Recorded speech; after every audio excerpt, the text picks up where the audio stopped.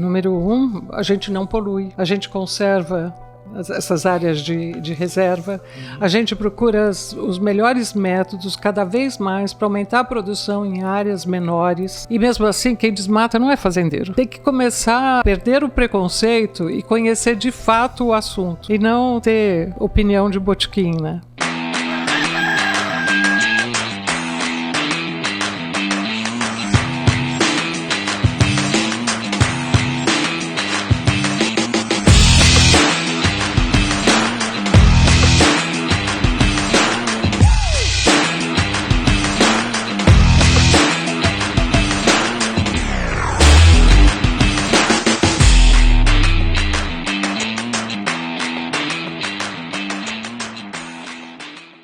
É hora do agro, pessoal! E a nossa prosa boa de lida traz para vocês hoje Flávia Cútulo, da Agropecuária Cútulo.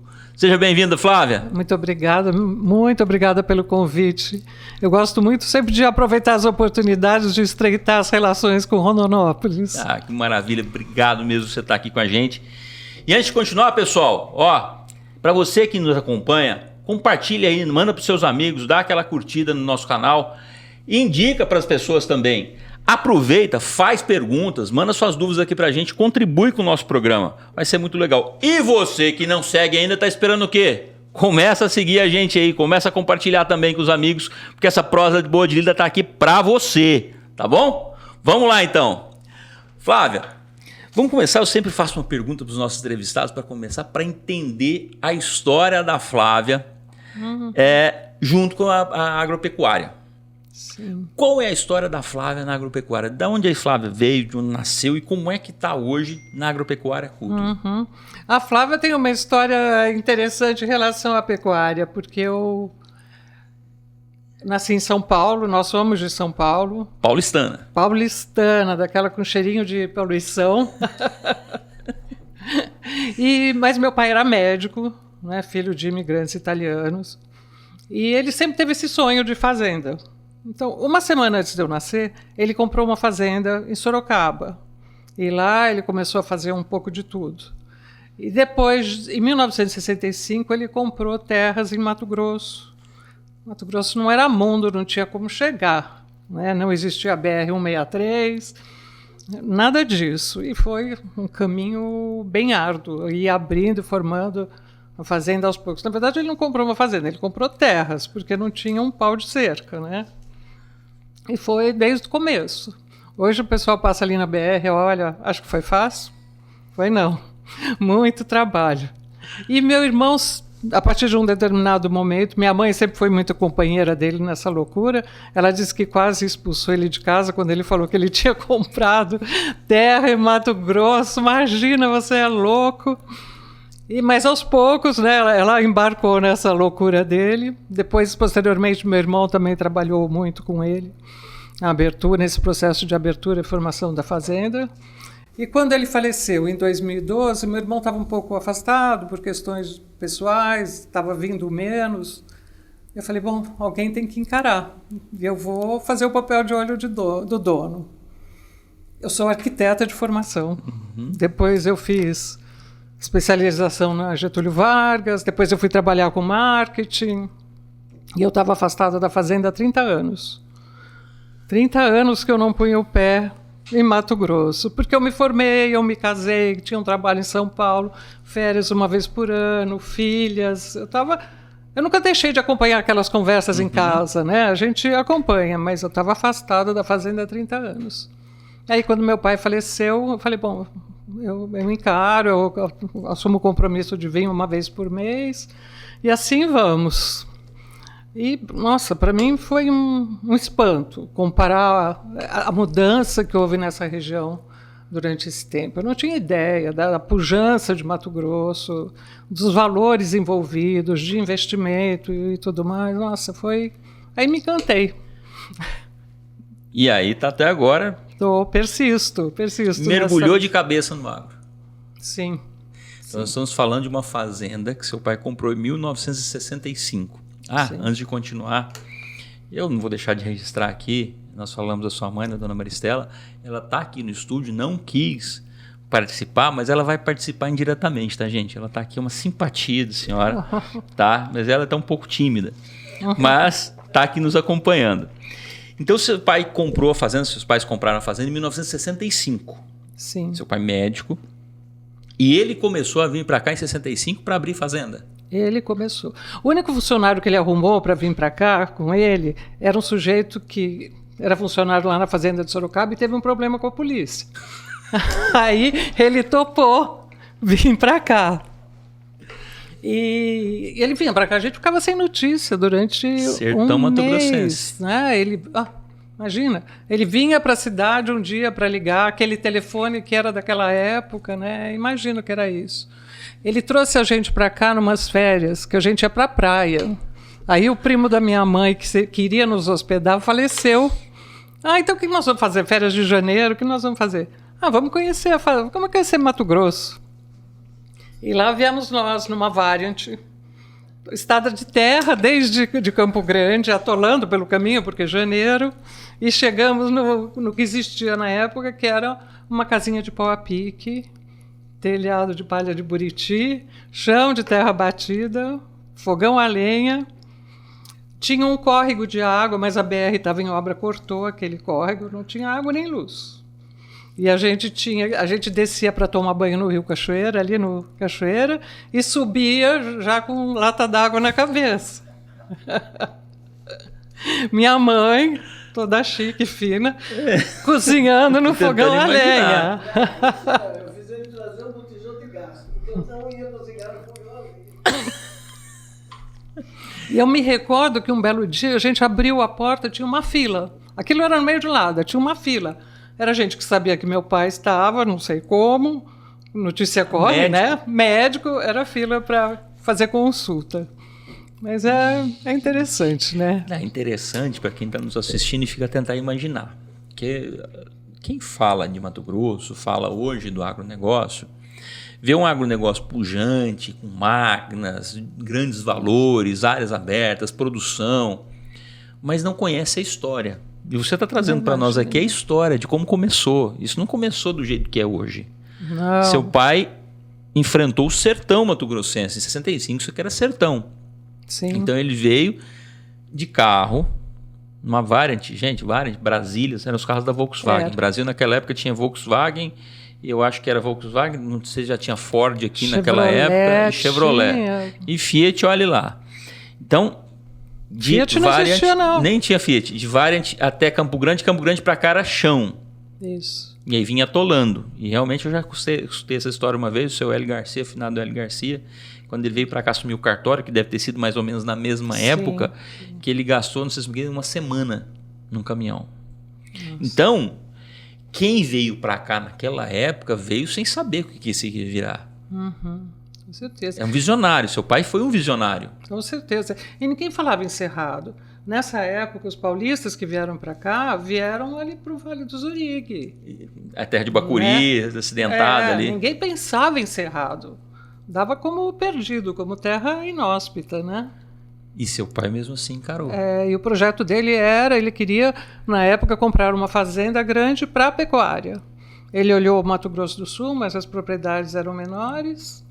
E acabou de avião achando essa área. De avião. Né? De avião. Ele conheceu a área de avião, sobrevoando a área, comprou sem conhecer no chão. Uhum. E na época, o que a gente estava falando, ele pagou 7 milhões de cruzeiros da época pela área, que na época era até maior. Quando ele comprou, tinha 14 mil hectares. Depois ele vendeu alguns pedaços justamente para levantar recursos para abrir a fazenda. Sim. Mas um terreno no Planalto Paulista, em São Paulo, que é um bairro de classe média, de 240 metros quadrados, custava 8 milhões. Ele vendeu um terreno, o valor de um terreno... Não, ele não tinha o terreno, mas meu irmão dia, por curiosidade, achou a escritura de compra e venda e pesquisou nos cadernos de imóveis da época quanto custava um terreno. E aí ele achou um terreno de 240 metros quadrados no Planalto Paulista, era mais caro do que uma fazenda aqui em Rondonópolis. Gente, vocês conseguem imaginar isso? Você que está em casa aí, você consegue imaginar isso? Uma pessoa comprar 14 mil hectares no sertão mato-grossense, o equivalente a um terreno numa área nobre em São Paulo, um médico fazer isso para vir para Mato Grosso. Isso é visionário. Sair do conforto do seu consultório, né? É muito Imaginar louco. que o Mato Grosso foi construído por pessoas assim. Seu pai era uma pessoa extraordinária. Tinha uma determinação feroz. E aí agora eu fico tentando imaginar vocês, a sua mãe em especial, vocês fazendo toda essa maratona, vou tomar banho no córrego. Tinha que dormir em rede, só tinha 2 camas. Ainda tem essa. Eu e meus irmãos dormimos em rede. Quando eu voltei para Campo Grande, na volta, estiquei a coluna numa cama, nossa, que sensação! Achei o máximo. E ainda tinha ventilador de teto. Gente, era um luxo.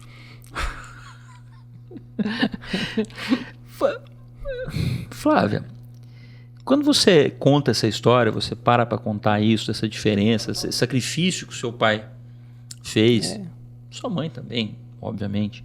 Meu irmão também, porque encarou esse começo com ele. A família que vocês fez. E o que vocês tinham, o que vocês conquistaram com isso, com esse sacrifício, isso te gera algum sentimento, isso te gera mais valor te dá, em tudo que vocês conquistaram na vida? Você sente alguma coisa diferente quando você olha isso? Com certeza. Eu tenho muito orgulho quando olho essa história. Também me dá um propósito, porque eu acho muito importante dar continuidade. Mesmo assim, em bases muito diferentes, né? Eu costumo dizer, eu cheguei tarde e sentei na janelinha, porque hoje é tudo maravilhoso. A gente tem internet, né? Tá ali na BR, eu venho de avião, eu saio 10 horas da minha casa em São Paulo, às 14 eu estou descendo aqui. É maravilhoso, né? Conversa. Mas dá sim um propósito. Acho importante dar continuidade a esse trabalho. Para mim tem um sentido nisso. E lógico, a gente olha para aquilo e sente orgulho, né? Desde o começo, seu pai queria uma fazenda para pecuária. Uhum. Tá, então ele começou lá com pecuária. Quando é que vocês decidiram fazer a integração lavoura-pecuária? Nós começamos a plantar soja no final dos anos 90, que a gente começou com soja com resistência dele, né? Acho meu irmão, ele não queria. Não, meu pai sempre foi um cara muito seguro, ele achava arriscado. Foi por insistência do meu irmão. E lá por 2010 a gente começou com a integração lavoura-pecuária. Acho engraçado que as pessoas falam hoje como se fosse novidade, né? A agricultura regenerativa, mas gente, a gente faz isso desde 2010, não só nós, né? Todo mundo aqui na região. Ninguém inventou. Você falou que a fazenda inicialmente era 14 mil hectares e seu pai foi vendendo para poder levantar recursos, para poder otimizar a fazenda. Hoje a gente está falando de uma área de quantos hectares de área produtiva? Olha, são 9.100 hectares, 8.000 consolidados. Desses, assim, quase 6.000 são de lavoura e o resto de pecuária. A gente faz cerca de 1.500 hectares de integração todo ano. Então, nós estamos falando aí de 1.100 hectares de reserva. Que vocês têm que cuidar. Temos que cuidar, não só temos que cuidar. Quando na época que meu pai chegou, as pessoas eram impelidas a desmatar. Havia um incentivo do governo federal, uma cobrança militar, para poder fazer isso. Havia uma cobrança de que você abrisse a fazenda e desmatasse. E aí depois você chega numa situação que você tem que recompor, né? Mas enfim, isso é a regra do jogo. E aí a gente acabou comprando uma área para compensação disso que a gente não tem de reserva. Eu faço a pergunta justamente porque às vezes quem está assistindo, quem é do agronegócio entende muito bem isso. Na verdade, como você falou, a regra do jogo, a gente sabe como é que ela tem que ser jogada. Mas para quem não é, e às vezes não entende, vai só na narrativa de que o agronegócio é que desmata, o agronegócio é que não polui, que não cuida da área. E essa é uma ideia que não é verdadeira, né? Vocês têm que preservar, vocês são obrigados, quem é obrigado a fazer uma preservação de área. Tanto que chama área de preservação permanente. Sim. E a gente está falando de uma área muito valorizada. Sim, sobre a qual a gente paga impostos, além de ter que cuidar, paga impostos, não é? Mas, tanto que, o que a gente está falando, a maior parte das reservas, uma parte significativa das reservas brasileiras estão em propriedades privadas que o proprietário tem que zelar. Se não me engano, 32% das reservas são particulares, são nas áreas privadas. E o produtor, assim como a Flávia faz na agropecuária, tem que preservar. Agora, o detalhe é o seguinte, tem que preservar, mas você também tem que aumentar a produção na área que você tem consolidada. Quando a gente fala área consolidada, é a área que já está explorada, que você tem lá, agricultura ou pecuária. Você tem que aumentar a produção, né? A integração lavoura-pecuária ajudou nessa intensificação? Com certeza, com certeza. É daquelas coisas que você olha e fala, por que não pensaram nisso antes? Né? E a gente já faz há muito tempo. Não, é sensacional, é sensacional. A nossa maior capacidade de suporte da fazenda se dá na época da seca, justamente pelas áreas de capim-lavoura, de integração. É quando a gente compra garrotes de desmame, etc, e para depois recriar dentro da fazenda. Mas é a fase de maior suporte. E recria e depois ainda vai para o confinamento ainda. Sim, faz ali. Vocês não fazem, vocês só recriam e engordam, vocês não criam. A gente cria gado Nelore PO, né? Vocês criam Nelore PO. Houve uma época que a gente fazia o ciclo completo. E arrendávamos fazendas em volta para colocar as vacas, porque não tinha sentido. Ali, se a gente quiser plantar soja nos 8.000 hectares, a gente pode, né? A terra se presta a isso. Então não tinha sentido deixar vaca e bezerro ali, né? Aí nós arrendamos por um tempo, chegamos a arrendar 3 fazendas em volta. Aí chegou uma hora que, sabe, é uma conta que eu tenho minhas dúvidas que fecha. Você fica com aquele compromisso de zelar para a fazenda dos outros, e nisso a gente é certinho, a gente zelava mesmo. Eu sei que tem gente que não faz isso. Enfim, e também me deu um ciricutico, quase compramos uma fazenda, estavam fazendo um joguinho ali com a gente. Falei, quer saber? Desistimos da cria. Desistimos da cria. Vendemos todo o nosso plantel de vacas comerciais. Isso até foi com um pouco de dor no coração, porque o nosso gado comum era top, mas tem decisões que você tem que tomar e vamos em frente, né? E por amor mantivemos esse núcleo de genética do gado Nelore, que a gente começou lá atrás para melhorar o plantel comercial. Começamos a investir em gado PO, em tecnologia, participar de programas de melhoramento, na verdade, com foco na melhora do gado comercial. Aí, observando o ranqueamento dos nossos touros nesses programas de genética, nós vimos que eles estavam bem posicionados. Falamos, bom, então a gente tem um outro produto na mão. E começamos a aumentar um pouco a produção de touro para ter um pouco para o mercado. E aí, estamos nessa já faz aí alguns anos. Mas interessante você falar agora, vocês começaram a criar o gado PO para vocês. Sim. Ou seja, vocês estão pensando, desde quando vocês começaram, vocês estavam buscando qualidade máxima de produção. Porque se você for olhar, fala, não, eu vou comprar. Mas vocês olharam para o mercado e falaram, não, a gente tem condição de fazer um baita de um animal aqui, nosso, em casa.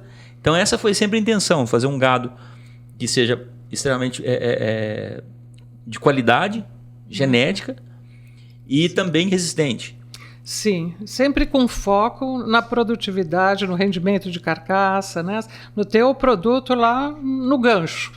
Sempre foi esse o objetivo até da nossa seleção, né? Rusticidade, ganho de peso, rendimento de carcaça, precocidade, mesmo quando era um produto para nosso uso interno.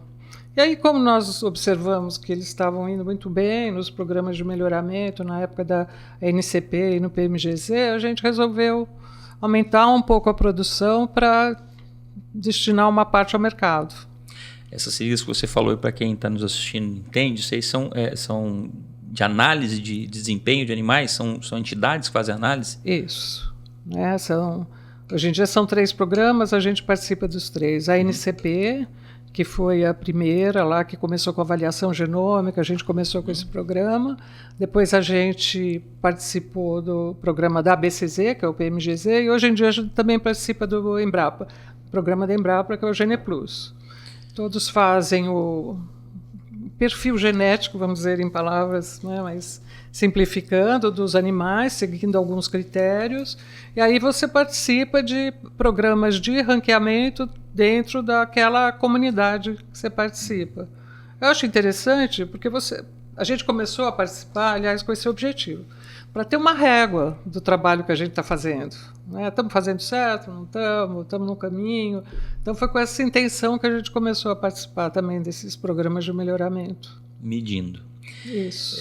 O que chama Sem medir, atenção, você não faz gestão. O que chama atenção, e aí eu chamo atenção para a nossa audiência, para quem não é do agronegócio, não entende, vai entender isso do que a Flávia falou, e para quem é também é muito interessante.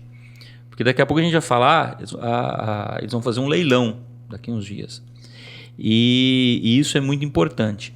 Primeiro, a questão do investimento nos animais próprios. Ninguém faz alguma coisa para si que não seja para ser muito bom. Segundo, a visão de fazer um animal que vai gerar ganho final no gancho. O que significa dizer isso?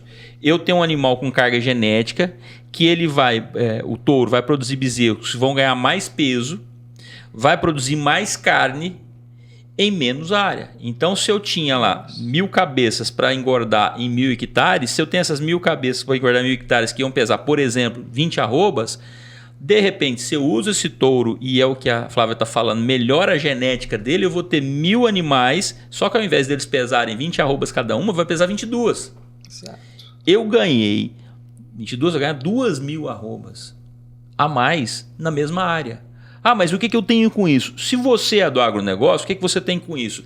Você pode usar esse tipo de touro para poder melhorar seu gado. Se você não é do agronegócio, o que você tem com isso? Você tem muito a ver com isso também. Porque se você vive apontando dedo para o agronegócio falando que derruba mato, que explora, isso é uma demonstração clara de que a genética de produção animal ela pode fazer produzir muito mais na mesma área. Certo. Isso evita desmatamento. Isso evita a necessidade de ampliação de área para produzir mais comida. Então, se você tem comida boa em casa, na mesa, é porque tem gente como a agricultura, como a Flávia, que produz animais como esse que conseguem produzir mais carne. Sim. Isso? É exatamente isso. Intensificar. Esse foi o nosso desafio, um desafio para nós quando nós desistimos da cria nas fazendas arrendadas e falamos, nós vamos continuar com a pecuária, mas de forma intensificada. Então, a gente usa toda a tecnologia disponível, todos os recursos. A gente tem pasto rotacionado, a gente faz capim-lavoura, a gente faz semi-confinamento, faz o confinamento, todo o processo de forma a extrair o máximo daquela área, mas dentro de parâmetros ambientais corretos, né? Sustentabilidade. Sustentabilidade. A gente não esgota o solo, a gente mantém o capim da forma correta. Enfim, esses desafios todos que são... Eu acho que a vanguarda, né, da pecuária no momento.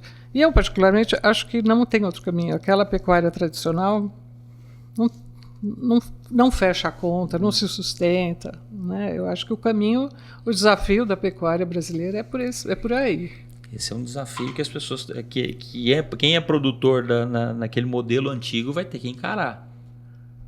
É premente, né? Fazer conta, fazer gestão melhor, otimizar... Sim. Flávia, o leilão que vocês vão fazer não é o primeiro leilão que vocês fazem, né? Não, nós começamos a fazer leilões em 2020. 2020. Primeiramente só virtual. Ano passado foi o primeiro leilão presencial que a gente fez aqui no Parque de Exposições.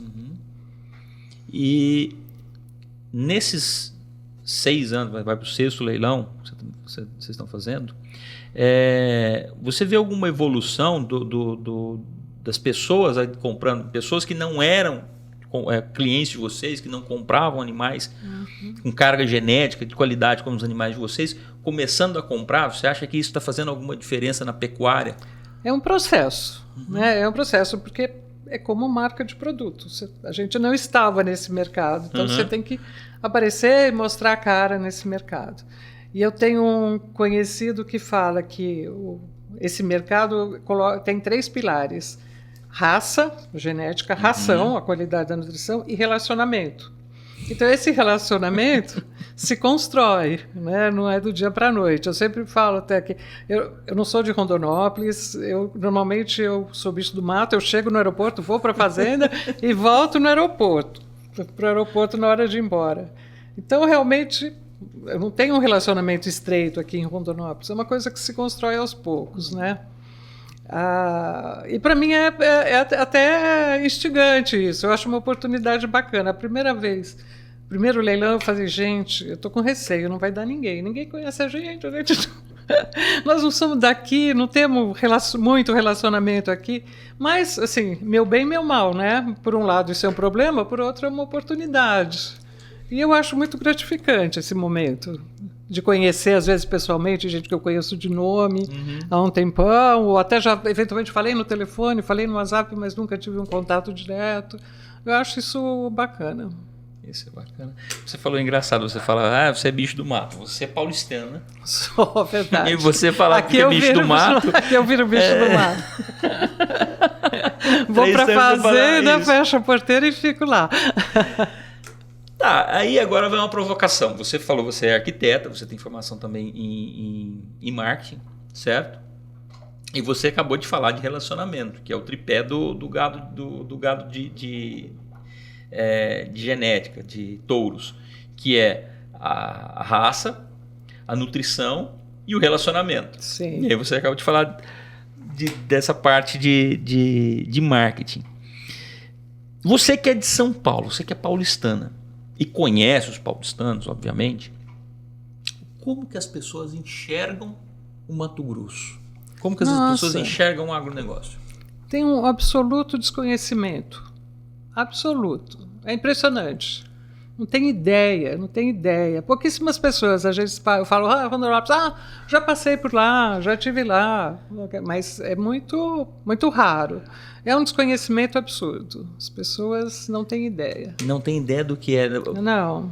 É quando a gente fala de sustentabilidade, de fazendas sustentáveis, como a agropecuária-cultura, as pessoas não têm ideia do que é isso. Quando eles olham para a carne na gôndola do mercado, lá, acham que nasce ali. Que nem o leite na caixinha. Eles são primos. Assim. O leite na caixinha e a carne embalada a vácuo, né? São só parentes. Não tem a mínima noção disso? Não tem. E agora, mais uma provocação, já que você é do marketing, como você acha que as pessoas podem saber disso melhor? Olha, o que a gente precisa fazer? Porque você também é do agronegócio. O que precisa para que as pessoas entendam melhor esse mundo do agronegócio? Ou será que elas não querem entender também? Acho que tem uma barreira em alguns segmentos, até ideológica, né? Vou dizer que não. E eu tenho, assim, alguns amigos de algum tempo e tal, que eu até omitia esse meu lado. Tinha vergonha? Melhor não falar. Vergonha não, mas vai ter conflito. Melhor não falar. Tinha vergonha de ser produtor. Mas é bom evitar. Mas eu acho que é um grande desafio, né? Falar, porque vira e mexe você está em eventos, tal, que falam dos ganhos do agronegócio, até para o meio ambiente, etc, mas a gente tem que furar essa bolha, porque a gente está sempre falando a gente com a gente mesmo, né? Eu acho que é um desafio, porque precisa gente suficiente para suportar uma campanha, para bancar uma campanha de divulgação, desmistificação. É um grande desafio, eu acho, mas que eu acho que já existe consciência por parte de alguns setores dessa necessidade. Você falou que há algum tempo você evitava. Hoje você ainda evita de falar que é do agronegócio? Você fala? Agora já perdi a vergonha na cara, já falo mesmo. Já publico touro no meu Instagram pessoal, pronto. Mas isso é porque você já, como você falou, já perdi a vergonha nisso mesmo, porque você consegue reconhecer, você consegue sentar com uma pessoa e mostrar a sustentabilidade do seu negócio, o quanto você é responsável ecologicamente, o quanto você é responsável socialmente, com os seus colaboradores, com os funcionários da fazenda. Você consegue conversar isso melhor? Hoje eu brinquei, perdi a vergonha, é modo de dizer, né? Mas eu já tinha, é que às vezes é isso, você cai num grupo que ideologicamente levanta outras bandeiras, vai virar um rolo, né? Uma discussão, porque é aquela coisa, é difícil mudar a forma de pensar, é que nem discussão de política, né? As pessoas sentam na mesa, ficam batendo boca 2 horas e cada um sai falando a mesma coisa que já falava antes, né? Então tem aquelas brigas que vale a pena comprar ou não, né? Mas hoje em dia, sempre que eu tenho oportunidade, essa questão ambiental, por exemplo, as pessoas não têm licença, não têm noção da quantidade de licenças que você precisa ter para operar uma fazenda, né? O posto artesiano tem que ter licença, a oficina tem que ter licença, confinamento tem que ter licença. É um mundo ali que você fica gerenciando um monte de vigência de licença. As pessoas não têm ideia disso. Nenhuma. Realmente. Um silo, você tem que ter a licença do silo. Você fazer compostagem. Exato. Porque as pessoas não sabem nem o que é compostagem. Que é o esterco que sai do confinamento. Você reserva isso, trabalha ele para depois você usar ele como adubo orgânico. Exato. Fertirrigação. É um mundo que as pessoas não têm noção da complexidade, né? Mas você acha que a gente comunica mal? Ou não comunica? Eu acho até que não comunica, né? Acho que tem uma lacuna aí, porque a gente fala com a gente mesmo. Se você pudesse falar, então, vamos lá. Você não vai falar agora para nossa audiência que não é do agronegócio. O que você diria para essas pessoas que elas têm escutado aí que não é verdade e que não é bem assim? O que você fala do agronegócio? Logicamente, você é do agro, você é uma pessoa que cresceu com pessoas ligadas ao agro. Seu pai investiu parte da vida dele para construir a fazenda, que era uma paixão dele. Você falou que era um sonho dele. E logicamente que isso tudo tem paixão. E quando a gente fala com paixão, às vezes a gente pode ser mal interpretado ou as pessoas não levar a sério. Falar, isso é apaixonado, isso aí não vou levar muito a sério. É verdade. Né? Como se não fosse uma coisa. Mas se a gente não falar com nacional. paixão também, como é que não fala? Eu estou aqui falando do agronegócio, falando desse programa, porque eu sou apaixonado por isso. Eu não tenho como esconder isso de ninguém. E fico torcendo para as pessoas entenderem que essa paixão é por uma coisa boa. Mas se você pudesse falar para as pessoas, para os seus amigos lá em São Paulo, o porquê que o agronegócio é bom e ele na verdade, ele ajuda muito mais do que as pessoas conseguem visualizar. Como é que você diria isso para eles? Número 1, a gente não polui. A gente conserva essas áreas de reserva. A gente procura os melhores métodos cada vez mais para aumentar a produção em áreas menores, né? Tanto que os índices de desmatamento no Brasil têm caído, né? E mesmo assim, quem desmata não é fazendeiro. Não. A gente sabe dessa história, né? Infelizmente. Então, tem que começar assim, perder o preconceito e conhecer de fato o assunto. E não ter opinião de botequim, né? Mergulhar na questão a fundo, conhecer para ter uma opinião de fato. As pessoas às vezes parecem ter um pouquinho de preguiça de olhar, de fazer até comparativos, né? Se você vai fazer comparativo da área de preservação nossa aqui no Brasil com a Europa, com a América do Norte, não tem nem comparação. Não tem nem comparação. Aquela coisa que o Brasil é o país que mais usa agrotóxico, né? Na verdade, não se faz uma comparação de área, não se faz uma comparação de produção. Eu teve um entrevistado, não vou me lembrar qual deles aqui, falou para mim, estava falando aqui, que no Japão gasta 10 vezes mais por área.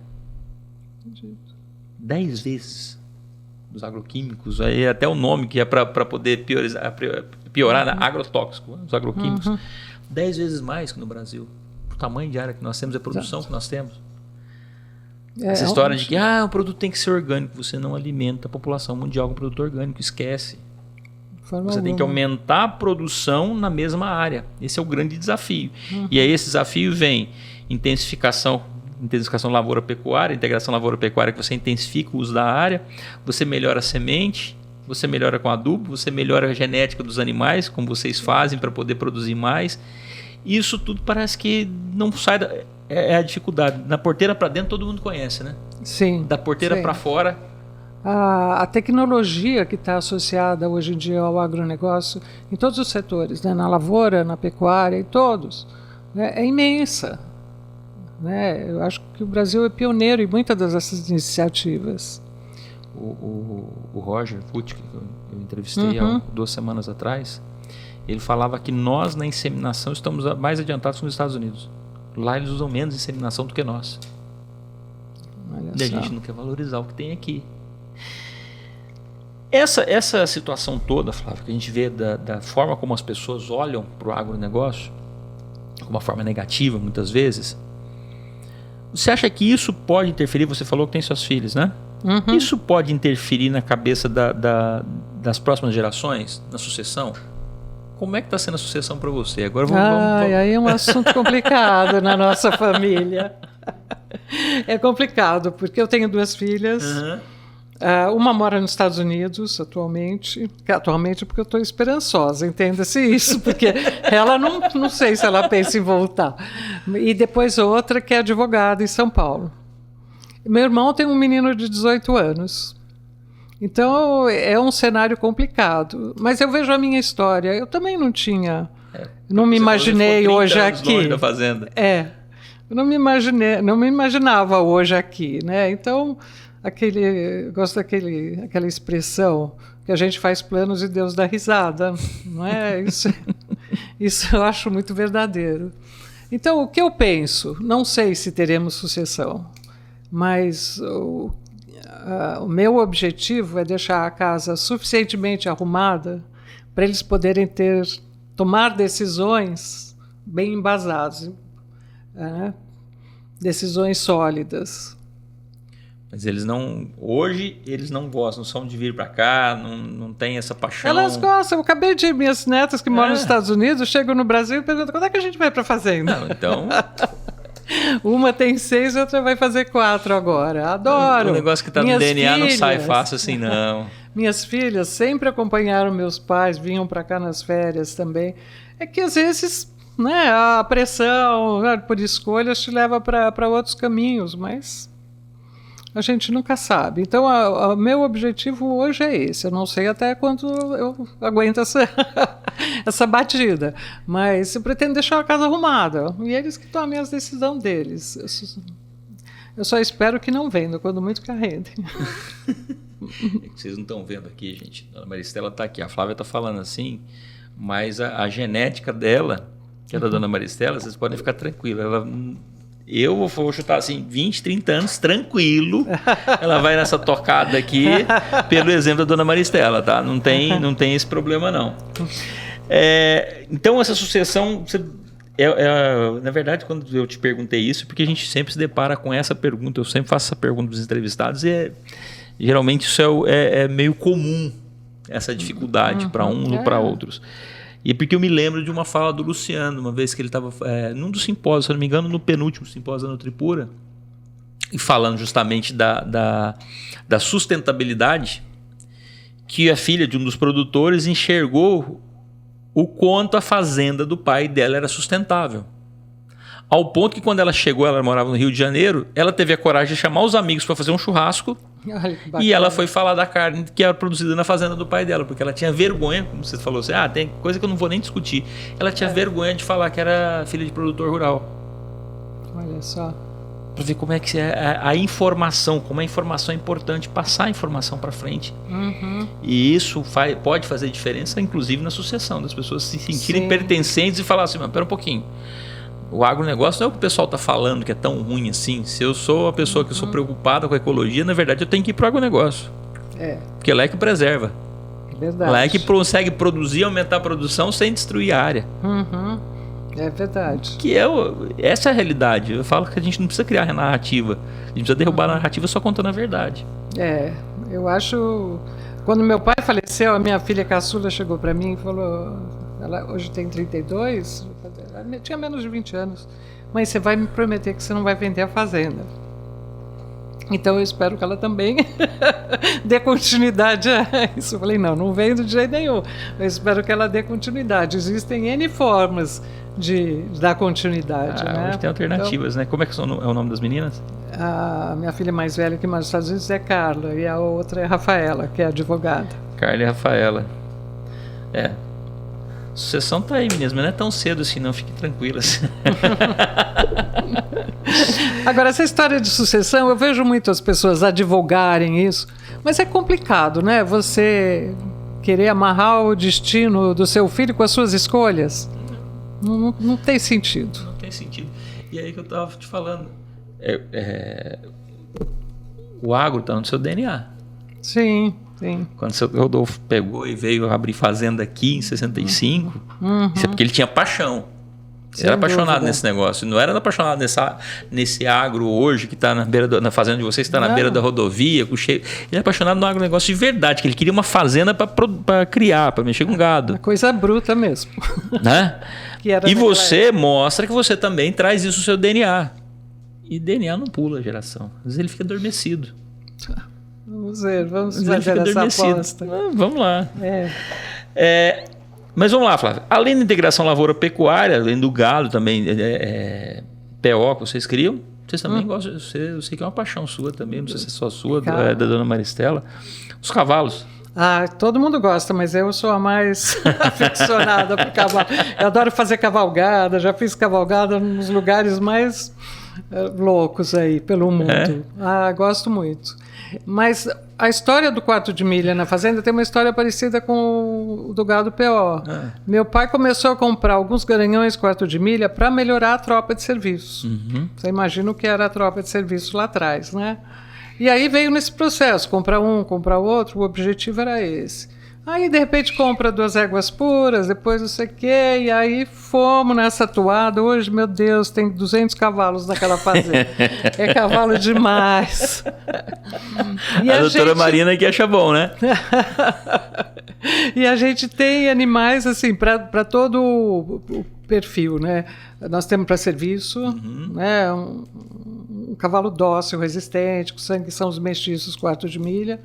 Temos o cavalo para esporte, né? Quem gosta aí, hoje em dia, todos esses esportes ligados ao quarto de milha. O quarto de milha é bacana porque ele tem uma versatilidade, né, esportiva, não é para menos que o mercado de quarto de milha é 10 vezes maior que das outras raças. E também para reprodução, éguas, garanhões, né, a gente tem isso. E aí depois que eu comecei a vir para cá, como eu gosto de cavalgada, eu falei, ai gente, quarto de milha é muito bom, mas para cavalgada... Aí eu comecei a trazer um manga larga, trouxe um cavalo, trouxe uma potra. Hoje em dia eu tenho lá também um plantelzinho manga larga. Queria manga larga também. Para quem gosta, manga larga paulista, para quem gosta de cavalgada, tem um plantel. A minha intenção era essa, ter uns cavalos mais confortáveis para quando eu viesse ou outras pessoas quisessem também montar. Então, hoje em dia tem um plantelzinho de manga larga também. Um plantelzinho, gente. É uma raça que eu gosto bastante. Engraçado que o pessoal aqui do Mato Grosso tem um certo preconceito com manga larga, eu acho. Eu acho que é falta de conhecimento. Na época que eu procurei aqui na região para comprar uma manga larga, não achei. Aí fez isso, né? Comprei uma potra, um cavalo, depois não sei o quê, e assim foi indo. Aqui o manga larga as pessoas têm a ideia de que o manga larga é o cavalo de patrão. E o detalhe do manga larga, que hoje é o cavalo de patrão, geralmente o peão prefere o quarto de milha, que é um cavalo esperto, a arrancada dele é maior. Todo mundo sabe que ele é um cavalo de esporte, mais forte. E o patrão sai no manga larga e o quarto de milha não consegue acompanhar no trote. É verdade. Então, no final das contas, acaba ficando no quarto de milha, que é o cavalo que aguenta mais o dia a dia, que aguenta qualquer tipo de peão. E o manga larga é um cavalo mais pro patrão, né? Mas o cavalo, se você for pensar em andadura, que a gente fala, para andar, não tem comparação. Não tem cavalo que supere o manga larga. Não tem como. É bárbaro. Para cavalgada e tudo mais, é sensacional. E essa é uma paixão. Ah, é. Mas que a gente, né, transforma em negócio também, porque... Não dá para ficar... Se você pode aproveitar... Né? Até para aproveitar e até para difundir, né, aquele produto que você criou com tanto cuidado e tudo mais. Né? É gratificante quando você vende, aí depois a pessoa... Por exemplo, eu vejo alguns quartos de milha que a gente vendeu e que agora vejo eles participando de provas por aí. Eu fico super satisfeito, acho muito bacana. Eu vi esses dias um cavalo que foi comprado de vocês, um leilão do Roger. Do ano passado, um ano retrasado. Acho que ano passado que o Roger fez o leilão. Acho que foi. E um amigo meu comprou e eu vi esse cavalo com a filha dele. Eu sei, acho que uma pequenininha. Eu fiquei impressionado com a docilidade do cavalo. Esse é um diferencial muito grande desses animais, né? A docilidade. São. Mas vamos falar de novo de cavalo daqui a pouco. Vamos começar a falar do leilão? Sim, vamos lá. O leilão, a gente está gravando o programa hoje. Esse programa vai ao ar. Vocês estão escutando aí. Quem está na rádio, se tiver. Acho que esse programa vai na rádio ainda? Vai, né? Para quem está escutando na rádio, está escutando aí agora das 6 às 7 da manhã, no sábado, dia 1º. O leilão é no domingo, dia 2. Certo? Se eu estiver falando alguma coisa errada, você me corrija. Lógico. Dia 2 de agosto. Às 14 horas, horário de Brasília, 13 horas, horário de Mato Grosso, no Parque de Exposições Vilmar Pérez de Farias, aqui em Rondonópolis. teremos o Cidadania. leilão agropecuária Cútulo. 80 touros, 80 touros. Nelore, todos touros provados. Todos provados nos 3 programas, né? Todos com registro definitivo Ó, e todos com ultrassom de carcaça. Que essa a gente fala em tecnologia, né? Já faz acho que 5 anos que a gente faz ultrassom de carcaça dos machos e das fêmeas, né? Porque essa iniciativa de buscar carne de qualidade, né? Maior rendimento, você é o raio-x do animal, né? E uma grande parte dessas características são herdadas. Então é importante, se você tem certeza que você vai vai adquirir um animal de maior rendimento e que essas características são transmitidas de pai para filho, né? que eles falam que é o DEP, né? Diferencial esperado de progênie, é isso? Isso é dos programas de avaliação genética. Ah, tá.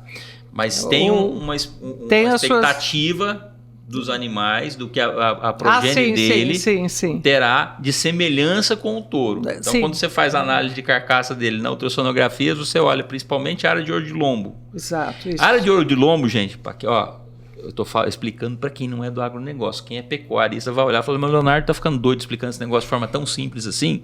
Mas é para quem não entende mesmo. A área de ouro de lombo, quem vai no açougue vai olhar o contrafilé. Quem gosta de um bife contrafilé? Então, o contrafilé ele pode ser desse tamanho, dessa largura, certo? Isso aí indica muito o peso do animal.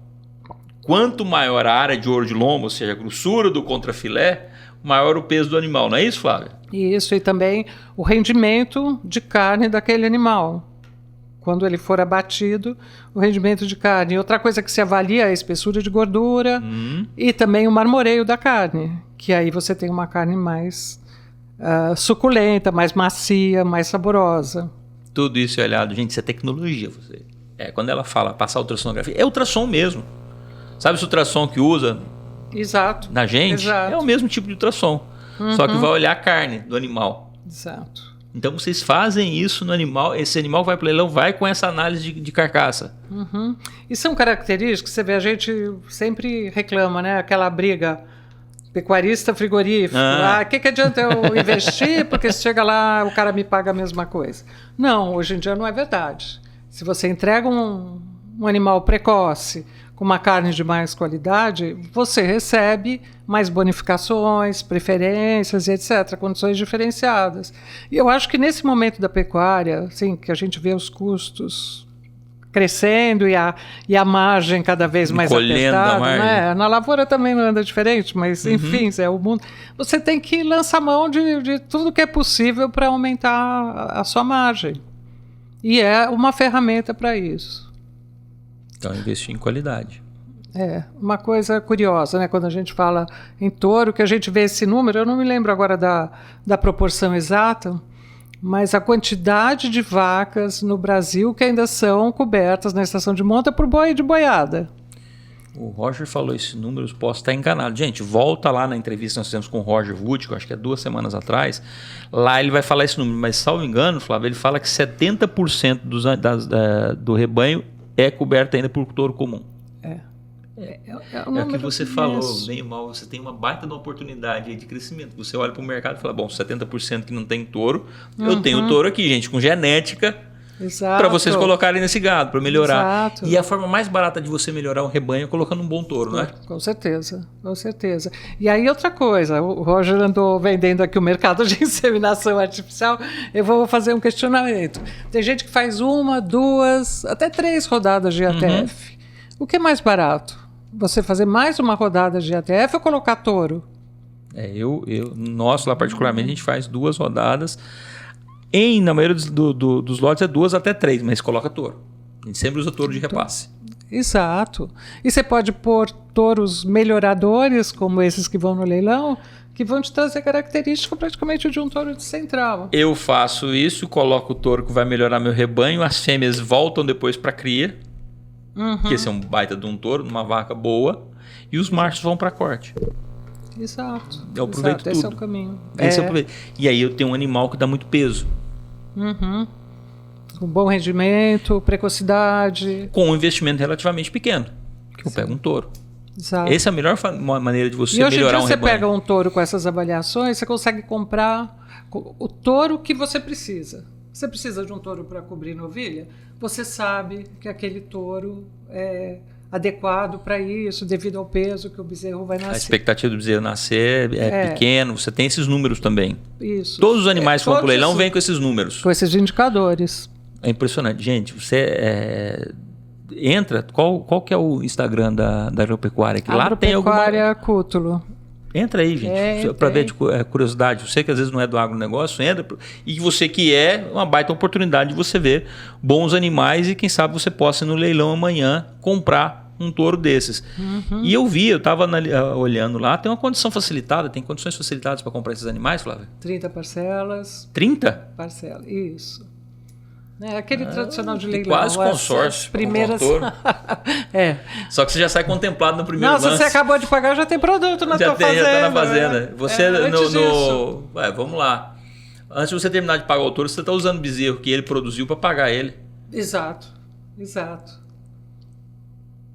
Mas eu posso pagar também esse touro com bezerro?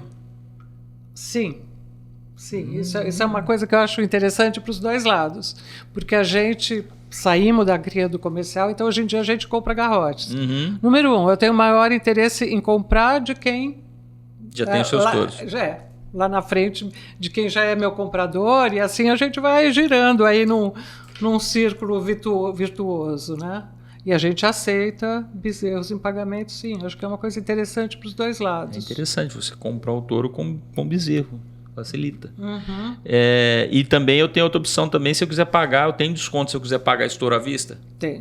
Negociamos. Tem, 10% é possível. à vista. E se eu quiser pagar em 12 vezes, também tem um desconto. Também. Gente, não compra A touro gente quem não quer. deixa de fazer negócio. Não vai comprar touro quem não quer. E se precisar de alguma coisa diferente, vamos conversar também. Não vamos deixar de levar. Isso.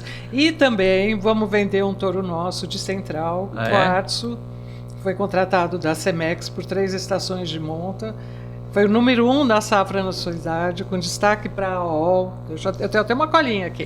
Peso e espessura de gordura. A mãe dele é uma das matrizes do nosso plantel. Os filhos dele têm facilidade para parto. As filhas dele, as filhas diretas têm facilidade para parto e as netas também. Ele é excepcional, eles têm medidas fenótipicas de AOL sobre ano dos filhos, de 92,2 centímetros. Stayability, né, que é o quanto essas características permanecem, se transmite de 0,5% a 1%. 83% dos filhos dele, nós vamos ter vários filhos dele também no leilão. No leilão. São indicados para novilha e para primíparas. É um touro excepcional. Por que vocês estão vendendo um touro excepcional contratado pela Cemex? Tem que vender coisa boa. Exato, não é? exato. E a fila tem que andar. É prova de que o leilão não é para vender refugo. De jeito nenhum, de jeito Você nenhum. tem que vender coisa boa, não é? É um touro excepcional. E a fila tem que andar, né? Com certeza outros virão, a gente tem que ter desafio. Então vocês têm touro em Central também? Temos vários. Atualmente em atividade são 7. Para quem não entende do agro, gente, quando a gente fala de central de coleta de sêmen, porque tem o comércio de sêmen. Se um touro vai para central é porque ele é bom. Não tem ninguém vai pegar uma central, vai pegar um touro que não é bom para vender sêmen. É porque você quer potencializar essa qualidade desse touro no rebanho. Então você, ao invés de ficar com ele com a cobertura, ele cobrir lá um número limitado de vacas, você colhe sêmen dele e aí você faz a inseminação. Exato. E quem quer saber de inseminação, volta nos programas aí. O Roger fala, o Dr. Daniel, se eu não me engano, já fala também. Vai lá, procura lá, que é bacana entender essa questão da inseminação. E aí, quem não faz inseminação, e aí, como até o Roger fala isso, não tem certo, não tem errado. Tem o que é a sua propriedade e os seus animais, o que você está disposto a fazer. De repente, você tem uma propriedade que não dá para você ficar fazendo inseminação. Você precisa de touro a campo. E aí a pergunta, esses touros que você vai vender lá também, são touros rústicos? Eles aguentam ficar a campo? Nossa, com certeza. Nossos animais não são animais de estábulo, são todos criados a campo, a pasto. Não é Nutelinha, não. Não é touro Nutelinha, não. Não é touro no cabrestinho, nada disso. É bruto. É bruto. E tão mais muito bonitos, dóceis. E estão muito bonitos. São. Aí é uma questão de temperamento, né? Você vai selecionando. Você seleciona o temperamento também? Também. Há uns 8 anos atrás eu fui visitar um cliente e comprar touros dele. E na fazenda. E geralmente é aquela coisa, depende de cada fazenda de um jeito, né? Essa era uma fazenda mais antiga, o jeito dele de criar era bem mais rústico. E aí o gerente dele passava, os touros tinham a gente chama de ovo, né? Um touro de cada vez, precisa um redondel assim, para você ir de cima escolher o touro. Aí o touro entrava, era bravo demais, eu refugo. Entrou 2 touros muito bons, era um touro de carcaça, bonito, touro forte, grande. Geneticamente, você olhando estruturalmente, um baita de um touro. E eu refuguei. 2 touros muito bravos. Não dá. Aí eu vou falar aqui, ele foi mal educado comigo. Assim, por que você está refugando esses touros? Eu falei que o touro é muito bravo. Eu quero Mas você quer touro para dormir casaco ou dormir com você? Aí é aquela hora que você dá aquela respirada funda, dá aquela risadinha e fala, para que eu quero um touro bravo que vai transmitir para a progênie dele essa braveza toda, essa indisposição de estar perto de pessoas, se eu quero uma vaca para criar e eu preciso que essa vaca seja mansa, porque vai ter manejo de bezerro, que hoje em dia nasce o bezerro, você vai ter que pegar o bezerro para fazer o manejo sanitário dele, e essa vaca vai ficar machucando peão, machucando cavalo? Eu não quero. Para que eu quero um touro que vai transmitir isso para os machos, para os bezerros, e depois vai chegar no confinamento aquele bezerro nervoso, que não vai comer, vai enjeitar coxo? Então, por isso que eu te perguntei, já imaginando a resposta. Essa seleção genética que vocês fazem também da docilidade dos animais ou da predisposição dele para se relacionar melhor com as pessoas é extremamente importante também para a produção e ganho de peso, não é? Com certeza. É um critério de seleção também. Aliás, completando, tanto nos cavalos como nos cavalos também. Como nos bovinos. Que todo mundo sabe. Aí a gente vai, quando a gente fala de responsabilidade social, entra também qual animal que se oferece para o seu funcionário para ele trabalhar. Né? Nossa, com certeza. Agora tem um outro lado, né? Também uma parte é genética, uma parte é manejo. Também. Né? O jeito que aquele animal foi criado desde lá no pé da vaca. Isso faz diferença. Mas se tem uma genética ruim também, é difícil. Mas por falar em cavalo, no leilão também vai ter cavalo? Vamos colocar uma égua manga larga, a Aurora do Itiquira. Uma égua manga larga? Uma potra. Se meu pai assistir, já sabe porque eu estou coçando a cabeça. É uma potra. Sabe que quando eu comecei com manga larga, a primeira potrinha que eu comprei era um mozigoto de pampa. Aí eu ganhei um garanhão de um amigo, pampa. Eu falei, gente, eu vou pro pampa. Então eu vou selecionando... Ou tobiano, como diz os gaúchos, né? Exato. Eu vou selecionando pelo pampa. Essa égua não, ela é alazã. Mas ela é filha de uma matriz lá do nosso plantel, que veio de São Paulo, de um aras reconhecido. Mas tem chance dos filhos dela nascerem pampas ou não? Eu acredito que não. A mãe dela é resistente, viu? Ela cruzei ela várias vezes com esse garanhão, nunca nasceu um pampa. Tem uma irmã dela que tem o rabo branco. Foi o máximo que saiu. Porque você gosta ou não gosta de pampa? É paixão e ódio.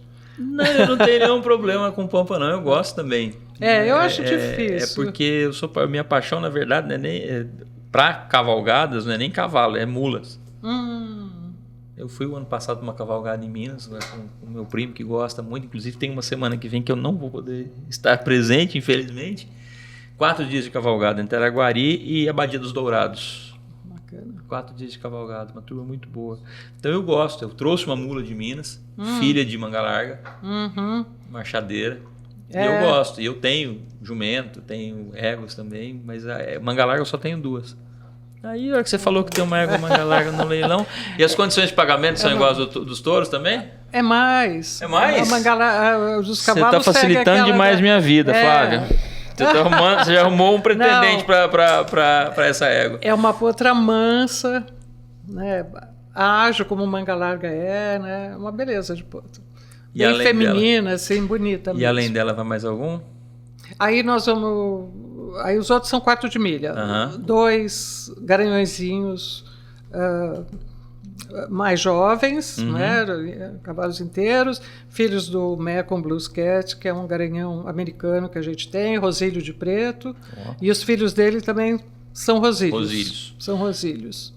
E depois mais 3 mestiços. Para trabalho. Pra Pode prova, ser pra trabalho, mas eu acho Já que... estão domados? Domados. Uhum. A égua é domada e esses 3 são domados. Só os 2 puros é que não. Esses 3 são mestiços. Todos vão pro leilão. Então, quem já tem touro, não tem que comprar touro, mas quer oportunidade para comprar bons animais de trabalho ou para prova de laço, de repente o filho está querendo. Hoje em Rondonópolis, aqui na região, você não está aqui, mas está muito em moda o Ranchort. Ranchort, eu sei. É sensacional, as famílias. Uhum. Eu já fui com o meu filho, gosta também. É uma prova para quem gosta, quer participar com a família, com filhos. É sensacional. Eu acho... E aí esses animais que você está falando, vocês são dóceis, são bons de esporte. E toda a nossa linhagem é de trabalho, né? Trabalho. Uhum. Aí para quem não conhece, gente, é porque o quarto de milha, ele tem conformação, que é aquele cavalo bonito, ele é feito para desfile, vamos colocar assim, para ver qual que é mais bonito de anca, de cabeça, de pescoço, aprumo. Você tem o trabalho, que é o cavalo de serviço mesmo, que é para prova de laço, de tambor, para trabalho no campo, apartação, rédeas, e corrida. Conformação, trabalho e corrida. E curiosamente, eu não sei quem é que conhece aí, você sabe a história daquelas 3 estrelas em cima do símbolo da BQM? Não sei. Trabalho, apartação e corrida. Trabalho, corrida e conformação. Eu não sabia. Vem da Associação Americana. As 3 estrelas, para quem não sabia. Fiquei sabendo também esses dias. Eu não vou falar que eu sabia isso há muito tempo, não, mas é uma curiosidade. É o trabalho, é a corrida e a conformação. Cada estrela daquelas representa isso. Não sabia disso. Agora, o que eu acho muito bacana as provas de tambor também, porque eu vejo meninas, gente, o que elas fazem em cima do cavalo, eu gostaria de fazer aquilo. Acho maravilhoso, sensacional. A nossa, não temos essa linhagem de tambor, mas a gente tem alguns cavalos aqui em Rondonópolis participando de prova de tambor e se dando muito bem. Eu acho que justamente assim, pela habilidade que o quarto de milha tem, né? Eles podem não ter aquela estatura do cavalo de corrida, mas são muito habilidosos. É uma característica muito clara do quarto de milha, essa habilidade. Ele é um cavalo multifuncional. A única coisa que ele não é lá essas coisas é para andar, mas assim, de vez em quando aparece um mais ou menos que ele fala que tem um bom... O manga larga a gente seleciona pelo andamento também, o 4 de milha não. Mas acaba eu percebo defeito, isso, né, na fazenda. Outro dia eu peguei uma aguinha e falei, gente, mas que aguinha esperta. E sabe, e um andamento, eu falei, isso aqui é quase uma marcha trotada do manga larga. Exatamente. Agora tem uns que eu falo, para que eu vou descer. Essa é uma característica do quarto de milha. E que por não isso se seleciona. E por isso que em filme de faroeste você vê sempre eles correndo no galope. Você não vê ninguém andando de trote. É, porque ou é a passo ou é correndo, né? Esquece. Ninguém vê de trote. Isso é curiosidade. Você vai assistir filme de faroeste, você vê o cara ou ele tá a trote ou correndo. Ou devagarzinho, porque aquela marcha assim, aquele trote, não aguenta. Não tem como aguentar. Aí isso é o manga larga. Tem uma curiosidade, que é o manga larga foi desenvolvido para percorrer as distâncias, as maiores distâncias em menor tempo, mas com conforto, né? É sempre a busca do conforto. Nossa, eu tenho umas éguas lá que eu falo, só falta ar-condicionado. É maravilhoso, nossa, você aguenta andar horas em cima daquilo. Que maravilha.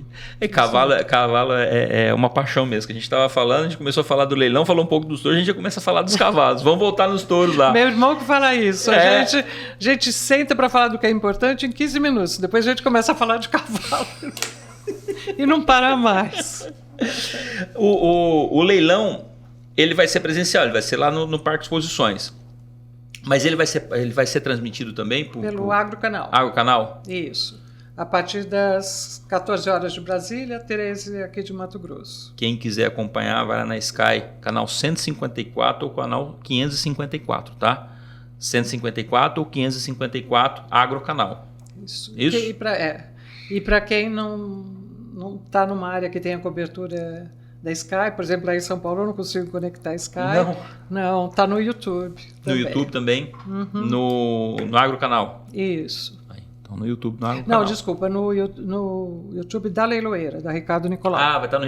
isso que eu ia perguntar. A leiloeira vai ser o Ricardo Nicolau. Ricardo Nicolau Leilões. Então, lá no canal do Ricardo Nicolau Leilões. Vamos voltar aqui. 2 de agosto, 13 horas, horário de Mato Grosso, 14 horas, horário de Brasília. Leilão da Agropecuária Cútulo, 80 touros Nelore. Além dos 80 touros, ainda vai ter de brinde para vocês. Vai ter uma égua manga larga, 2 potros quarto de milha e 3 cavalos de serviço quarto de milha. Então você que é apaixonado por animais, apaixonado por touros também, que quer melhorar o seu rebanho, não pode perder. 2 de agosto, 14 horas horário de Brasília, 13 horas horário de Mato Grosso. Ou você vai lá no Parque de Exposições de Rondonópolis, ou acessa no YouTube o canal do Ricardo Nicolau Leilões, ou na Sky no canal 154 ou 554. Não vai perder essa oportunidade, né, gente? Sem falar nas condições de pagamento que a Flávia passou aqui. Você só não compra se não quiser, né? Isso, Flávia? Isso mesmo. É domingo agora. Espero todo mundo no Parque de Exposições. Quem puder ir lá, vai ser um prazer recebê-los. E quem não puder, por favor, nos assista. Eu vou ter o prazer. Vai ter um almoço lá para o pessoal? Tem almoço, lógico. Um almoço, uma cervejinha para a gente conversar um pouco antes. Gente, o que mais você quer para domingo? Vamos almoçar lá e vamos aproveitar para ver esses belos animais em pista. Flávia, vai ser só touro. Vocês não vão levar matriz nesse leilão, não? Não. Nós vamos ter mais 2 leilões de fêmeas. Agora vai ser assim, batidinho. Um leilão por mês. Agosto e setembro. Dia 6. Então vamos falar desse logo também na sequência. Dia 6 de setembro também? Dia 6 de setembro. Esse vai ser com a Estância Bahia, só virtual. Só virtual. Os demais vão ser só virtuais. E fêmeas, matrizes e novilhas prenhes. Né? Em seguida temos outro leilão de touros com a Ricardo Nicolau, outros 80 touros, apenas virtual. E em novembro a gente vai ter um leilão de bezerras. Leilão de bezerras, em novembro. Isso. Ó, o porquê desse leilão agora. E a Flávia me confirma, gente, daqui a pouco, em setembro, começa a estação. Para quem faz inseminação, em setembro já começa. E vai começar a estação de monta também. Então tá na hora. Você vai comprar na hora de soltar os touros. Esses touros estão todos para poder soltar na vacada. Todos, com exame andrológico, tudo em cima para começar a trabalhar. Produzir. Não tenho que esperar. Produzir com qualidade. Não tenho que esperar. Oportunidade como essa não aparece toda hora, não, gente. Vamos aproveitar. Flávio, aproveitando que a gente está falando dos leilões, qual você acha que foi o impacto desses leilões para a pecuária? Ajudou? Ajudou o produtor? Ajudou a melhoria da pecuária? O leilão tem feito a diferença? Tem. Faz bastante diferença, porque tem algumas coisas que começam como assim, mais uma tarefa, mais uma obrigação, mas justamente por isso te traz maior acuidade nos processos. Você sabe que vai ter um leilão lá na frente, você tem um calendário para cumprir rigidamente, né? Então eu sou meio obcecada ali pela organização interna, né? Nesse ponto eu bato muito com a Nutripura. Então tem alguns processos que te levam a ser mais cuidadoso com tudo que antecede aquilo, né? Então você tem um cronograma de nutrição a ser cumprido, você tem os exames têm que ser feitos em tal época, todas as pesagens têm que ser feitas no tempo correto. Aliás, essa questão da pesagem é uma coisa que a gente leva até para o gado comercial, a pesagem, né? Periodicamente fazer a pesagem. Então, eu acho que te traz maior excelência no trabalho interno. Te cria uma rotina para isso. Isso. Independente dos leilões, lá na agropecuária, você chega lá na fazenda, você comercializa animais lá direto? Sim. Não perdemos a oportunidade. Não pode perder a oportunidade. Fazer negócio. Se entrar no Instagram da agropecuária, tem um telefone de contato, tem como fazer contato com vocês? Tudo. Aliás, o celular que está lá para contato é o meu. Ah, é? Então a negociação vai ser direto com você. É isso. Excelente. Ou eu mando lá para o Evaldo, direciono para o Evaldo, nosso gerente da pecuária. Então você que está nos assistindo aí, se você, independente do leilão, se você quiser conhecer melhor os animais, se você quiser comprar outros animais, quiser conversar e conhecer melhor a Agropecuária Cútulo, que você pode comprar animais lá, ver. De repente você está levando poucos animais de trabalho para o leilão. Eu sei que vocês têm regularmente venda de cavalos para serviço, né? Permanente, para serviço, para reprodução. Entra lá no Instagram, Agropecuária Cútulo, e lá tem o telefone de contato, tem as mensagens, fica à vontade. Pode entrar em contato, e eu vou falar porque eu conheço um pouquinho de cavalo, gente. Para quem não me conhece, sabe. E para quem me conhece, sabe muito bem. Para quem não conhece, dá uma olhada no meu Instagram. Eu gosto de cavalo de verdade. E eu gosto de cavalo bom. Então, eu indico os animais lá da Flávia, porque eu conheço. Eu já fui lá, como eu falei para você, que eu fui no dia de campo. E eu tive a oportunidade de ver a tropa. E para quem conhece, só passar o olho, a gente já tem noção do que é a tropa que você tem lá, os animais que tem lá. E é só animal de qualidade. Eu fiquei namorando umas 3 éguas lá para levar para casa para começar um rebanho. Que eu vou falar uma coisa, não sei se vou visitar lá não, vou ver com a Flávia agora de novo para poder ir lá. De repente eu compro essas éguas para começar um novo rebanho. Olha só, vamos lá, é um prazer receber quem quiser conhecer. As porteiras estão sempre abertas. As porteiras estão sempre abertas. Exato. Excelente. Flávia, vamos voltar um pouco, a gente falou daquela hora da sucessão, e aí eu gosto de fazer uma provocação às vezes para o meu entrevistado aqui. A Carla e a Rafaela, espero que elas venham assistir o programa, e eu tenho certeza que elas já conhecem a história da fazenda, a história com seu pai, mas muitas vezes não assiste o programa agora. Eu gosto de pensar que às vezes, a mãe foi lá, mas depois eu vejo isso, e eu gosto de deixar uma oportunidade para quem eu estou entrevistando, para deixar às vezes alguma mensagem que às vezes não vai ser vista agora. Depois, uma oportunidade, elas vão ver isso com calma. Se elas pensarem um dia em vir assumir a fazenda, se elas pensarem, passar pela cabeça delas, por que você acha que elas deveriam abraçar isso como um negócio? Não só como uma paixão, mas como um negócio. Por que a agropecuária deve ser encarada como um negócio, e como é que você enxerga isso, se elas pudessem ver isso como uma oportunidade? O que você diria para elas? Bom, número 1, eu acho minhas 2 filhas muito capacitadas. Né? A Carla é diretora de marketing numa empresa americana, a Rafaela é advogada, está fazendo uma carreira jovem, mas de bastante sucesso, é reconhecida no âmbito que ela atua, e eu acho que elas teriam capacidade, apesar de não ter, como eu não tive uma formação na área, acho que elas teriam capacidade de tocar assim se quisessem. E eu sei que as 2 são bastante racionais, elas teriam competência, capacidade para tocar como negócio mesmo, mas eu sei que elas também têm um sentimento muito próximo do meu, da importância, da continuidade, do reconhecimento do trabalho de uma geração que veio antes da gente. Bacana. Equipe. Vamos falar de equipe agora. Acho que é outro... Não vou falar que é outra dor, mas é algo que sempre chama a atenção de quem faz gestão, formação de equipe. Nossa, né? A dificuldade que a gente tem de achar pessoas capacitadas e queiram trabalhar no agronegócio. Sim. A pessoa queira deixar da cidade e ir para a roça, vamos falar assim. Você tem déficit de equipe? Você sempre tem precisando de gente para trabalhar? Ou a sua equipe, você sempre consegue manter a sua equipe tá redondinha, você tá com todo mundo tranquilo lá? Não, estamos no mesmo país que todo mundo. Não, achei que você seria a exceção dos meus entrevistados. Não. Hoje em dia, acho que em qualquer ramo de negócio, você pergunta para qualquer empresário, no campo, na cidade, qual é a dificuldade? Equipe. Equipe.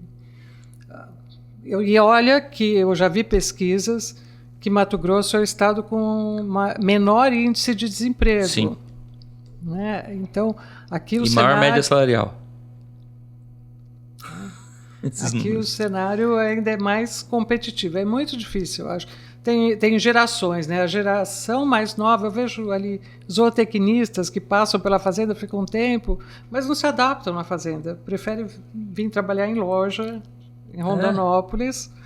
Tivemos vários casos assim. E que chama atenção que geralmente... Não se adapta ao dia a dia da fazenda, à disponibilidade, prefere estar na cidade. E em regra, o custo de vida na fazenda é bem menor para quem trabalha na fazenda, né? Porque ele não tem que pagar aluguel, ele não tem que pagar energia, não paga água, ele está longe daquelas coisas que você acaba gastando todo dia, passa na padaria, passa no mercado, na fazenda, você vai fazer compra uma vez no mês, 2 e você está tranquilo. Mas não passa por essa racionalidade, né? Eu acho hoje o filho do seu vaqueiro, onde ele está? Ficou na fazenda? É a mesma coisa da sucessão. São raros, a gente fala de mosca branca que acontece raros, isso. Exato. É incrível. Mas a gente tem uma equipe, assim, vamos dizer, a gente tem mais rotatividade nos cargos de início de carreira, vamos dizer assim, né? Na lavoura, a gente tem uma equipe que está com a gente há bastante tempo, a da pecuária é mais recente, mas tem gente que já vem conosco há algum tempo. Mas é o problema do país. E você tem que ver o que você pode fazer para reter os melhores talentos, né? É um desafio. Você falou do Mato Grosso. Nós temos Mato Grosso realmente a remuneração está entre as melhores do país, principalmente no agronegócio, e tem vaga de trabalho. Se alguém que está nos ouvindo agora tivesse a curiosidade de ver como é que é o trabalho no agronegócio ou de pensar em vir trabalhar no agronegócio, você diria o que para essa pessoa? Você diria, você está disposto a trabalhar e a crescer na vida? Ou você fala, depende do que você quer, fica onde você está mesmo? O que você recomendaria para essa pessoa? A pessoa tem que ter, que nem todos têm, né? Capacidade de mudança, facilidade de mudança, porque é uma mudança muito grande, né? Quem está acostumado com a disponibilidade de uma cidade, as coisas que estão ali na esquina, à mão, na fazenda não existe isso. Em contrapartida, tem outras coisas muito boas, né? A tranquilidade, o contato com a natureza é maravilhoso. E hoje você tem na fazenda, eu tenho certeza, você tem internet lá para os funcionários. Internet. Energia. Com certeza. Se você ter ar-condicionado em casa, você tem. Tem. Você tem internet, você tem tudo. Se você quiser, você tem TV a cabo, você tem tudo. A fazenda de vocês é na beira do asfalto. Então, facilidade de vir para a cidade é extrema. As refeições. Refeições. Agora, infelizmente, principalmente nessa moçada, tem gente que não se adapta. Às vezes eu vejo um garoto está indo bem, aí ele fala, arrumei a namorada, não sei aonde. Conhece esse filme, né? Mas faz parte do processo da vida das pessoas. Não eu falo que a grande dificuldade o produtor hoje é um empresário. Sim. O produtor não tem como ver a fazenda dele hoje só como uma fazenda, ele tem que enxergar como uma empresa. Agora tem fala que ter assim, sempre CNPJ. foi isso, mas não tem que ser mesmo, você tem que olhar como uma empresa. E o que diferencia quem tem sucesso, quem não tem sucesso, é quem é resiliente e sabe trabalhar com as dificuldades que aparecem. Essa é uma dificuldade que eu acho que está para todo mundo hoje. Não adianta a gente ficar reclamando que não vai resolver. Exato. Não, você tem que quebrar a cabeça como é que você vai driblar isso, né? Como é que você vai reter funcionário? Por exemplo, nós temos um plano de saúde para eles, a gente banca integralmente, eles não têm participação, a gente banca. E assim vai, a gente procura dar treinamento, premiação, né? Nós vamos fazendo.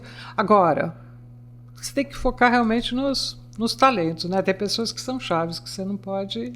Valorizar seus talentos. Valorizar essas pessoas. E eles existem, né? É difícil, né?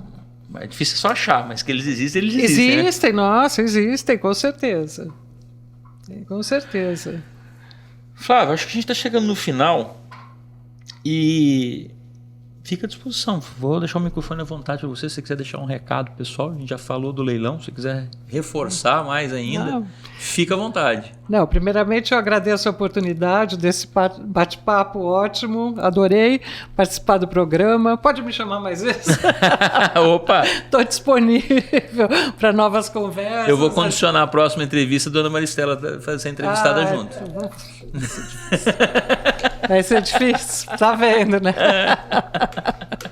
A gente pode fazer uma entrevista uma hora lá na fazenda também, quem sabe? Vamos lá. Vamos fazer um almoço, tomar um café, conhecer, vai lá ver os cavalos. As portas estão abertas. E agradecer a audiência de quem acompanhou o nosso programa, quem for de Rondonópolis, da região, terei o maior prazer em receber lá no leilão, mas independente do leilão, o que eu falei, adoro o contato, a possibilidade de estreitar laços com Rondonópolis, o pessoal daqui. A gente está há tanto tempo na cidade, né? Tem que valorizar esse relacionamento. Então, foi um grande prazer, agradeço também a quem nos acompanhou. Obrigado, Flávia. Pessoal, nunca é demais relembrar e deixar aqui. Amanhã, 2 de agosto, às 14 horas, horário de Brasília, às 13 horas, horário do Mato Grosso, no Parque Exposições de Rondonópolis, leilão agropecuária Cútulo.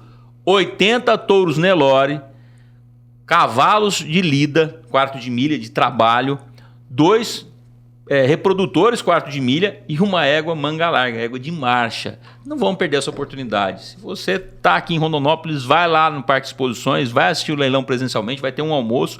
Se você não está aqui, mas quer acompanhar o leilão, você pode acessar pelo YouTube, no canal do Ricardo Nicolau Leilões, ou na Sky no canal 154 ou 554. Não vai perder essa oportunidade. Você só não compra touros de qualidade da agropecuária Cútulo se você não quiser. Eu vou te esperar lá, tá bom? Gente, é por isso que essa prosa é sempre boa de lida. Porque a gente tem entrevistados como a Flávia, que veio aqui hoje nos agraciar com a sua presença. E eu quero agradecer você que nos assistiu e que está nos acompanhando até agora. Você que já nos segue, continua seguindo, compartilha esse vídeo com seus amigos, convida as pessoas para poder assistir o vídeo também. E você que não nos segue, está esperando o quê? Começa a seguir o Hora do Agro, porque toda semana tem essa prosa boa de lida para vocês aqui. Eu espero vocês na próxima semana, tá bom, gente? Até mais, fiquem com Deus. Tchau!